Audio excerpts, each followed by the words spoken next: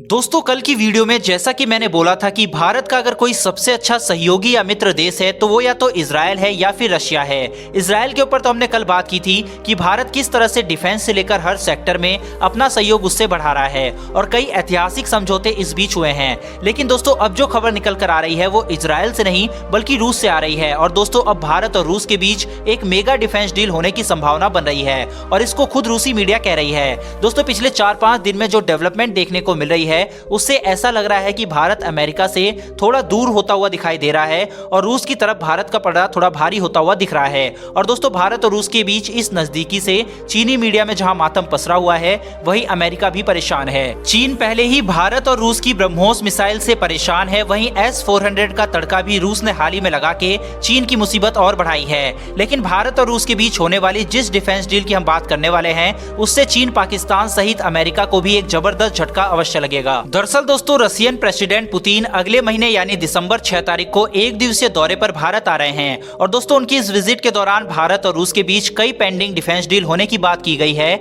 जिसमें AK-203 assault rifles की deal भी शामिल है। लेकिन इसी बीच रशियन प्रेसिडेंट के भारत आने से पहले ही रशिया की तरफ से भारत को S-400 एयर डिफेंस सिस्टम को भी डिलीवर किया गया है। और अभी रशियन प्रेसिडेंट के भारत विजिट के दौरान जब वो मोदी से मुलाकात करेंगे तो उस दौरान दोनों देशों के बीच एक मिलिट्री और टेक्निकल एग्रीमेंट को भी साइन करने की बात की गई है, जो कि 10 साल के लिए होने वाली है और ये 2031 के आखिरी तक वैलिड रहने वाली है। कहने का मतलब दोस्तों जैसा कि भारत ने इजराइल के साथ 10 ईयर डिफेंस पार्टनरशिप की डील साइन की है, सेम ऐसे ही भारत रूस के साथ भी 10 ईयर डिफेंस पार्टनरशिप की डील साइन करने जा रहा है। उदाहरण के तौर पर दोस्तों आप टाइम्स नाउ का आर्टिकल स्क्रीन पर देख सकते हैं, जिसमें यह बताया गया है कि Bharat 10 year military technical agreement sign कर सकता है पुतिन की इंडिया विजिट के दौरान। अब दोस्तों इसके साइन होने के बाद भारत और रूस एक दूसरे के हाई एंड मिलिट्री टेक्नोलॉजी को शेयर कर सकेंगे। जिस तरह से दोस्तों यूएस के साथ भारत की तरफ से कोमकासा एग्रीमेंट को साइन किया गया था, यह लगभग उसी तरह का एग्रीमेंट होने वाला है। इसके अलावा दोस्तों पिछले 2 सालों में भारत और रशिया के बीच reciprocal exchange of logistic agreement को भी साइन करने की कोशिश की जा सकती है, जिसके बाद भारत और रशिया एक दूसरे के मिलिट्री बेस को एक्सेस कर पाएंगे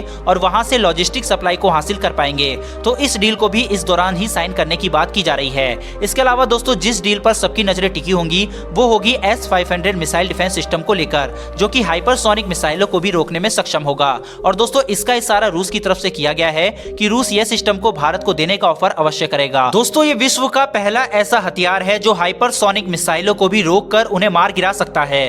दोस्तों रूस के इन फैसलों से पाकिस्तान समेत अमेरिका भी परेशान है। चीन ने तो ये साफ रूस को धमकी देते हुए ये कह दिया है कि भारत के साथ कोई ऐसी डील ना करना जिससे चीन और रूस के रिलेशन खराब हो जाएं। यानी कि जो ऑफर्स रूस भारत को देने वाला है उस पर बीजिंग भी अपनी नजर गड़ाए बैठा हुआ है। दोस्तों S-500 की डील को क्यों एक बेहद ही खतरनाक डील मानी जा रही है, इसको आप S-500 की खासियतों को जानने के बाद समझ जाएंगे। दोस्तों S-500 न केवल स्टेल्थ टारगेट को डिटेक्ट कर सकता है बल्कि अंतरिक्ष में मौजूद सैटेलाइट तक को मार गिरा सकता है। और दोस्तों ऐसा दावा मैं नहीं कर रहा बल्कि खुद रूस ही कर रहा है। भारत ने S-500 की ही पिछली पीढ़ी यानी कि S-400 का समझौता पुतिन के पिछले विजिट के दौरान किया था।